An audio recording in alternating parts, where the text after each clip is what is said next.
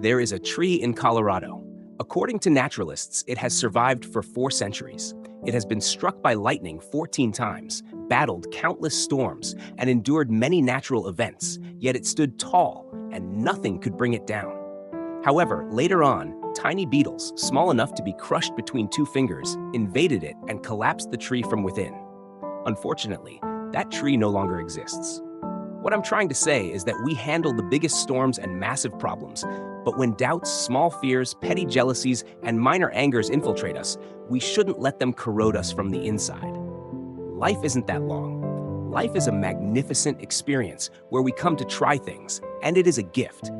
But if you allow others to upset you, then who holds control? Let's think about it. Someone comes and makes you happy. Another comes and makes you angry. Someone else drives you crazy. Another makes you joyful. Who has control then? The control is in someone else's hands. Let's take control of our lives and our emotions.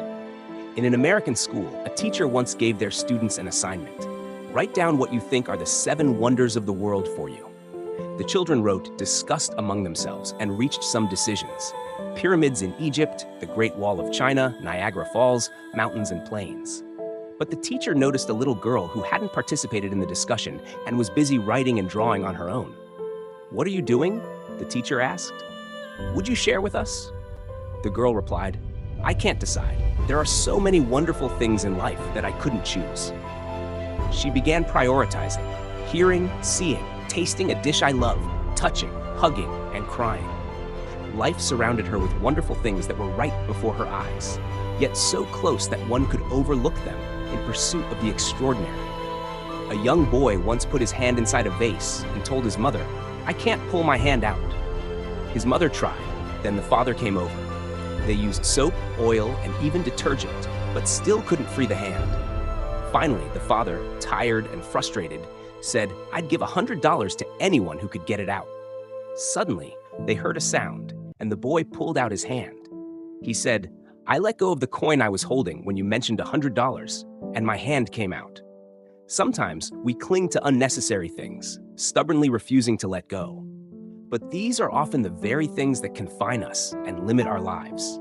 If we decide wisely, logically, and with heart when to let go, we can release what burdens us and make room for what truly matters. In the US, a real story deeply moved me. A teacher once assigned a task for middle school students. Write your classmates' names and leave 2 lines next to each name for your thoughts about them. Over the weekend, the teacher compiled these responses and prepared a personalized page for each student filled with the positive feedback they received. As time passed and the students grew up and graduated, they continued to keep in touch. One of them passed away, and at their funeral, friends gathered, and the teacher was also invited. The parents handed the teacher a worn-out, yellowed piece of paper. It was the compilation of kind words written by classmates years ago. This was very important to him, the parents said. These words from friends, and you kept him motivated throughout his life.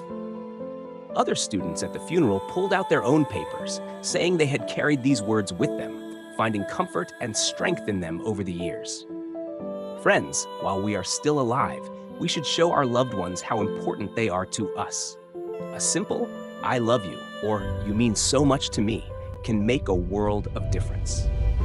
One professor once gave each student a balloon and asked them to blow it up and write their names on it. All the balloons were then released into the corridor. The professor said, "Find your balloon in 5 minutes." No one succeeded.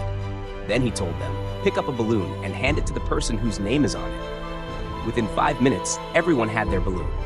The moral is, we chase our own happiness, but when we help others find theirs, our own joy comes quickly. Even the smallest gesture, a smile, a kind message, a supportive word can light up someone's world. One carpenter would touch a tree before entering his house.